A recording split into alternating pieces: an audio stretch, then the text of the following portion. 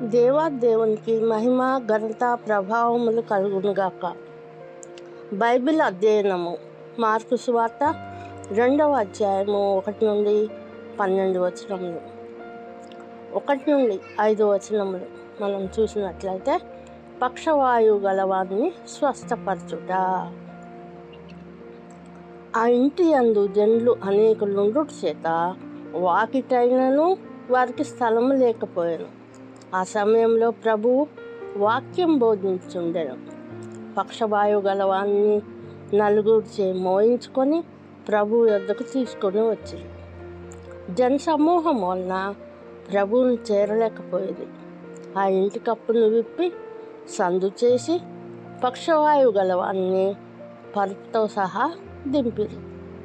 యేసు వారి విశ్వాసము చూచి, కుమారుడా, నీ పాపములు క్షమింపబడి ఉన్నవని పక్షవాయువు గలవానితో చెప్పెను. కుమారుడా అని సంబోధించుటలో ప్రేమపూర్వకమైన సంబోధన అని చెప్పవచ్చు. ప్రభు పట్ల వారికి ఉన్న విశ్వాసమే వారి పాపములు క్షమించటకు కారణం. విశ్వాసముతో వారికి ఉన్న ఆటంకములన్నీ జయించారు.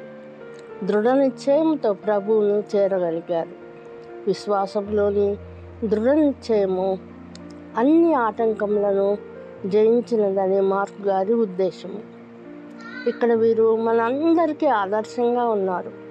విసుగు చెందక పట్టు విడవని విశ్వాసం ఉన్నచో మన పట్ల కూడా ప్రభు గొప్ప కార్యములు చేయగలడు. అట్టి విశ్వాసము మనము పొందుకుందాము. ప్రభు వారి విశ్వాసాన్ని చూచాడు. విశ్వాసము రోగిని ప్రభు వద్దకు తీసుకొచ్చింది. ప్రభు వారి విశ్వాసాన్ని ఎంతో ప్రశంసించాడు. శారీరక స్వస్థత మాత్రమే కాదు, మానసిక స్వస్థత కలుగుటను మనము ఇక్కడ చూడగలం. 6 నుండి 12 వచనాలు మనం చూసినట్లయితే,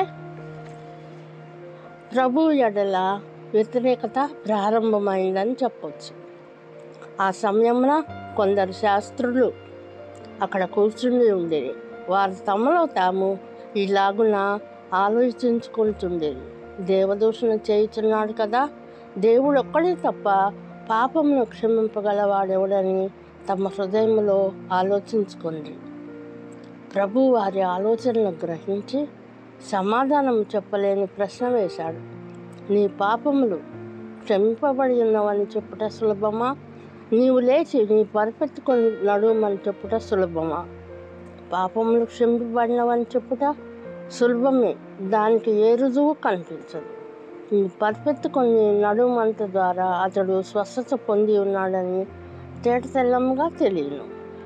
స్వస్థత పొందుట, పాపములు క్షమించుట అన్నవి ప్రత్యక్ష రుజువులు. పక్షవాతం గల రోగి పరిపెత్తుకొని నడుచుటను బట్టి ప్రభు పాపములు క్షమించి స్వస్థపరిచే అధికారం ఉన్నదని తెలియచున్నది. పాపములను క్షమించడం ద్వారా పరోక్షంగానైనా ప్రభు దేవుడని ఒప్పుకొనవలసిందే. ఆయన నీతిమంతుడైన న్యాయాధిపతి. ఆయన నీతి న్యాయములను బట్టి తీర్పు తీర్చినప్పుడు మానవులు పాపులుగా కనిపిస్తారు. అయితే పశ్చాత్తాపం నొందిన వారు క్షమింపబడతారు. పాపులను క్షమించే అధికారము యేసునకు మాత్రమే ఉన్నది. ఎందుకనగా ఆయన మనల్ని రక్షిస్తాడు, మన రక్షకుడు, మన విమోచకుడు.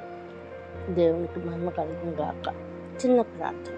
కృపా కనికరం గల దేవా, మా పరలోకపు తండ్రి, మా ప్రభా, మా దేవా, నాయన చెప్పబడిన వాక్యం నాయన వినుచున్న ప్రతి బిడ్డలో 100 ఫలింపులను అనుగ్రహించమని నాయన ఈ వాక్యాన్ని చెప్పులకు ఇచ్చిన యోగ్యత ధన్యతకై స్తోత్రాలు చెల్లించుకుంటూ, నా ప్రభ నాయన అన్ని విషయంలో నా ప్రభ మీ కాపుదల, మీ రక్షణలో, మీ కృపలో మమ్మల్ని నడిపించమని యేసు నామములో ప్రార్థిస్తున్నాను పరమ తండ్రి.